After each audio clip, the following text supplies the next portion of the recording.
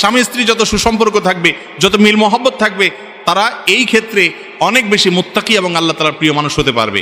আর স্বামী স্ত্রী সারাদিন ঝগড়া লাগে, কথায় কথা শুধু তালাকের কথা বলে, বই বাপের বাড়ি চলে যাওয়ার ধমক দেয়, স্বামী তালাকের ধমক দেয়, দুইটাই অমানুষ এবং ছোট লোক। যারা ভুল ত্রুটি হবেই, একসাথে থাকতে গেলে স্বামী স্ত্রী অনেক উল্টাপাল্টা হবে, তারপরেও যদি মিলেমিশে থাকে, স্বামীর একটা দোষ দেখছি, আমার স্বামীর অনেক গুণও আছে মাশাআল্লাহ, যেগুলো অন্যের মধ্যে নাই।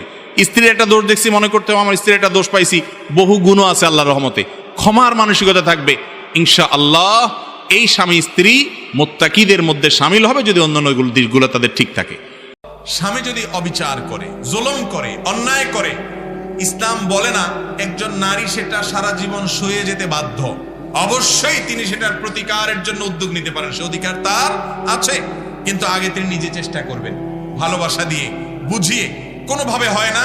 আল্লাহ রাব্বুল আলামিন কোরআনে অনেকগুলো স্টেপ বলেছেন, ফাবাহাসু হাকামান মিন আহলিহি ওয়া হাকামান মিন আহলিহা, তাহলে উভয় পরিবার থেকে মুরব্বিদেরকে নিয়ে বসবে, বসে সমাধান করার চেষ্টা করবে, অন্য কাউকে দিয়ে নসিহা করবে।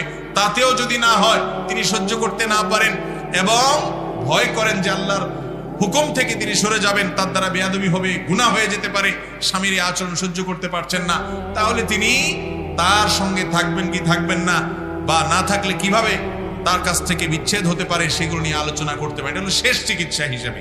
কিন্তু প্রথম শোকগুলো হবে কিভাবে সংসারটা টেকানো যায়।